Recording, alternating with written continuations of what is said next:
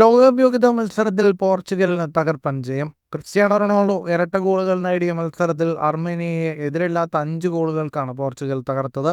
മത്സരത്തിൽ തുടക്കം മുതൽ ഒടുക്കം വരെ പോർച്ചുഗൽ ആധിപത്യം പുലർത്തി. 10-ാം മിനിറ്റിൽ യാവോ ഫെലിക്സ് ആണ് ഗോൾ വേട്ടയ്ക്ക് തുടക്കം കുറിച്ചത്. 21-ാം മിനിറ്റിൽ ക്രിസ്ത്യാനോ റൊണാൾഡോയും 32-ാം മിനിറ്റിൽ ക്യാൻസലോയും ലക്ഷ്യം കണ്ടതോടെ പോർച്ചുഗൽ എതിരില്ലാത്ത 3 ഗോളുകൾക്ക് മുന്നിൽ. രണ്ടാം പകുതിയുടെ തുടക്കത്തിൽ ക്രിസ്ത്യാനോ റൊണാൾഡോ വീണ്ടും ലക്ഷ്യം കണ്ടു. ഇതോടെ ക്രിസ്ത്യാനോ റൊണാൾഡോ തന്റെ അന്താരാഷ്ട്ര ഗോളുകളുടെ എണ്ണം 140-ലെത്തിച്ചു. 61-ാം മിനിറ്റിൽ മത്സരത്തിലെ രണ്ടാം ഗോളോടെ യാവോ ഫെലിക്സ് പോർച്ചുഗലിന്റെ ഗോൾ പട്ടിക പൂർത്തിയാക്കി. മരണപ്പെട്ട ഡിയാഗോ ജോട്ടയ്ക്കും അദ്ദേഹത്തിന്റെ സഹോദരൻ ആന്ദ്രെ സിൽവയ്ക്കും വേണ്ടിയുള്ള പോർച്ചുഗലിന്റെ ആദ്യ മത്സരമായിരുന്നു ഇത്.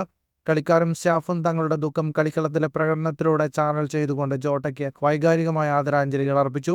എല്ലാ താരങ്ങളും തങ്ങളുടെ ഗോളുകൾ ജോട്ടയ്ക്കായി സമർപ്പിച്ചാണ് സെലിബ്രേറ്റ് ചെയ്തത്.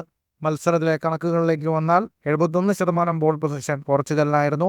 24 ഷോട്ടുകളാണ് പോർച്ചുഗൽ തൊടുത്തത്. അതിൽ 9 ഷോട്ടുകളാണ് ഓൺ ടാർഗറ്റിലുണ്ടായിരുന്നത്. 633 പാസുകൾ 93% കൃത്യതയോടെ പോർച്ചുഗൽ പൂർത്തിയാക്കി. 7 ഷോട്ടുകളാണ് അർമേനിയ തൊടുത്തത്. 3 ഷോട്ട് ഓൺ ടാർഗറ്റ്. സെപ്റ്റംബർ 10 ഹംഗറിക്കെതിരായാണ് പോർച്ചുഗലിന്റെ അടുത്ത ലോകകപ്പ് യോഗ്യതാ മത്സരം. ഫുട്ബോൾ ലോകത്തെ കൂടുതൽ വാർത്തകൾക്കും വിശേഷങ്ങൾക്കുമായി സ്പോർട്സ് കഫേ സബ്സ്ക്രൈബ് ചെയ്യുക.